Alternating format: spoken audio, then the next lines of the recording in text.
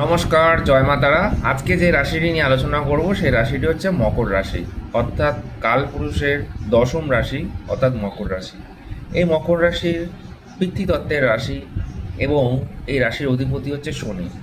আগামী 90 দিন আপনাদের জীবনে কি কি পজিটিভিটি আসতে চলেছে সেই বিষয় নিয়ে একটা ছোট্ট আপডেট আপনাদেরকে শেয়ার করব।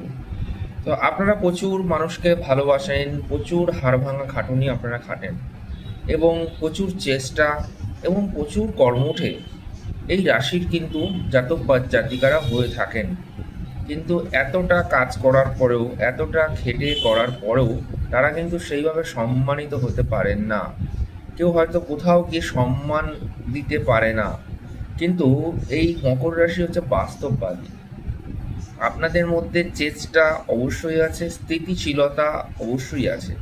এই স্থিতিশীলতা এবং দায়িত্ববান এবং বাস্তববাদী এইগুলোর জন্য আপনাদের জীবনে জানেন একটা টাইমের পর আপনাদের জীবনে স্টেবিলিটির পরিমাণটা অনেকটা বেশি হয়ে যায়।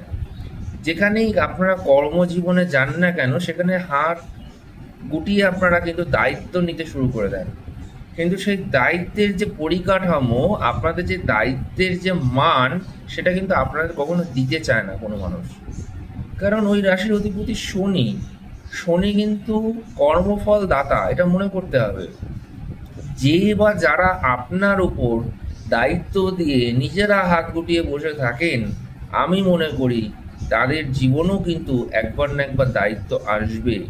আপনি আপনার দায়িত্বটাকে পালন করতে শুরু করুন, আপনি আপনার কাজটাকে বুঝে নিতে শুরু করুন। আপনি প্রচণ্ড পরিশ্রমী এবং আগামী দিনগুলোতে এরকমভাবে কাজ করুন, আপনি আপনার জীবনের সফলতার চাবিকাঠি নিজেই খুঁজে পাবেন।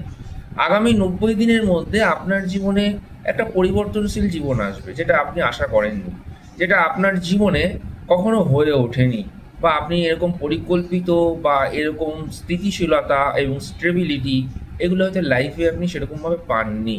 তবে এবার আগামী 90 দিনের মধ্যে অল্প অল্প বিস্তরের কিছু আপনারা পেতে পারেন এই সময় থেকে।